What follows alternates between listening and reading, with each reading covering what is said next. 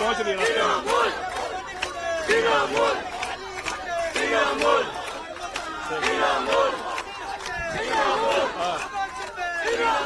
আমাদের পার্টির একটা নীতি আছে, আদর্শ আছে, দর্শন আছে। আজকে আমার দুঃখ একটাই, যাদের জন্য সারা জীবন করেছি তারা আজকে গদ্দারের সাথে লাইন করছে। তোমার এলাকায় যখন বাড়ি ভাঙে 7,000 লোক, আমি নিজে ফোন করে তোমাদের যেতে বলি, তোমরা যাচ্ছ না। বিজেপি বিরোধী পার্টিগুলো মিলিত হচ্ছি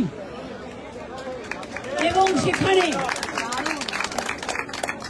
আমরা আমাদের কর্মসূচি দেশ জুড়ে ঠিক করব।